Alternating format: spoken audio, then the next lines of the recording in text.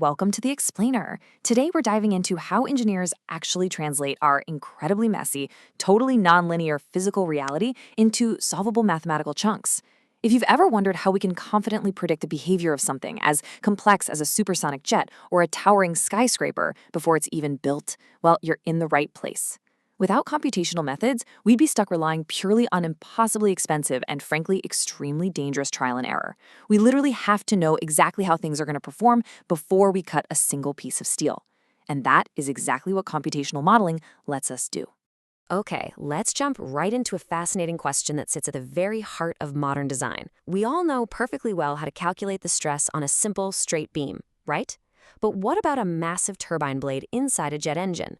Just think about the actual physical reality of that object for a second. It has these incredibly complex internal cooling channels, highly twisted aerodynamics, and it's dealing with extreme temperature gradients from jet fuel burning just inches away.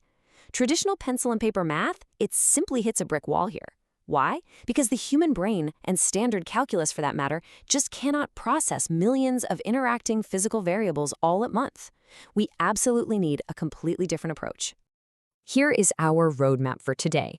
We'll start with why computational methods matter, then cover simulating the physical world, divide, conquer, and discretize, the 6-step modeling workflow, and finally, finding roots in engineering. Let's kick things off with part 1, why computational methods matter, or more specifically, when traditional math falls short. Analytical math is incredibly comforting, but it relies heavily on perfect, idealized conditions. It's that classic assume a perfectly spherical cow in a vacuum approach to physics. Computational techniques, on the other hand, step in to tackle the chaotic, irregular reality of actual engineering. When you're sitting in a classroom, you deal with basic one-dimensional heat flow or linear Hooke's law, but out in the real world, things get messy fast. Take a violent car crash. Upon impact, the metal frame undergoes severe plastic deformation. The material fundamentally changes its physical shape and its internal strength in literally milliseconds. You've also got thermomechanical stress, where extreme heat actually alters the load-bearing profile of a material in real time. Standard linear equations completely failed to predict this. Computational methods are the heavy lifters that finally let us handle those wildly nonlinear coupled phenomena. Moving right along to part 2, simulating the physical world. Let's look at the math behind the mechanics. First, let's look at solid mechanics. This is where engineers determine structural stresses by transforming impossibly complex differential equations into massive, but solvable, linear systems. Instead of trying to solve one giant continuous equation for an entire crane arm, we set up a global stiffness matrix, we call that K, multiply it by our nodal displacements, U, and set it all equal to the external forces, F. Now, if that equation looks familiar, it's because it's essentially just Hooke's law for a simple metal spring, just scaled up to millions of dimensions. This massive, intricate web of digital springs is exactly how we mathematically guarantee that the towering construction crane outside your office doesn't just suddenly snap in half. Next up, we have thermal sciences. Here, we use computational approximations to map out complex temperature distributions and heat fluxes. This is absolutely critical for everyday safety. We use this math to make sure the engine block in your car doesn't literally melt itself into a puddle of slag on the highway. When an engine first turns on, it's actively heating up, right? That's a transient condition, meaning it's changing over time. But once you've been driving for a bit, things stabilize. And when we want to look at these steady-state conditions, we can actually significantly slow down the pacing of our math and simplify our models down to the Laplace equation. This lets the computer find the exact stable temperature at millions of discrete points across the entire material. And third is fluid mechanics, where computational fluid dynamics, or CFD, helps us simulate complex phenomena like aerodynamics by numerically solving the Navier-Stokes equations. Now, I really got to emphasize just how difficult this physical domain actually is. The Navier-Stokes equations are notoriously brutal. There's literally a $1 million mathematics prize waiting for anyone who can fully crack them analytically. Fluid flows are constantly unstable, chaotic, and intensely turbulent. The nonlinear convective terms in these equations mean the math is basically fighting against itself. Honestly, without the incredibly sophisticated computational techniques we have today, simulating a stable flight path for a modern commercial airliner would be practically impossible. We absolutely have to rely on supercomputers to do the heavy lifting for us here. Which brings us to part 3, divide, conquer, and discretize. I like to think of this as the pixelation of physics. So, here is the crucial point. How do we actually feed that chaotic, continuous physical reality into a machine?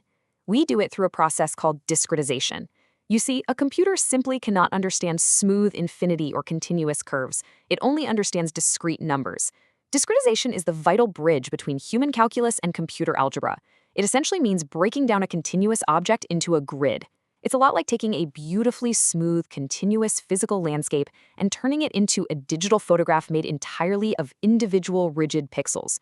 By chunking space and time into a mesh, we give the computer millions of tiny, localized, bite-sized algebraic problems that it can actually solve, one by one. Our very first tool to pull this off is the finite difference method, or FDM. It uses Taylor series expansions to approximate complex derivatives on a rigid, usually rectangular grid. Now, FDM is incredibly easy to code and fantastic for simple, transient heat transfer models in basic, blocky shapes. But it struggles big time when you introduce complex curve boundaries. Imagine trying to apply a rigid grid of squares over a beautifully swept organic airplane wing.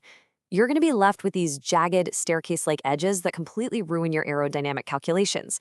The computer just gets confused by corners that don't actually exist in reality. To solve that specific geometry problem, engineers turn to the finite element method, FEM. This is the absolute mathematical workhorse for those solid mechanics and structural stress problems we talked about earlier.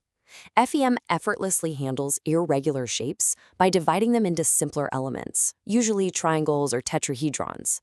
Think of it like a highly adaptable digital shrink wrap that perfectly hugs the smooth curves of a complex mechanical gear, or even something biological, like a knee joint.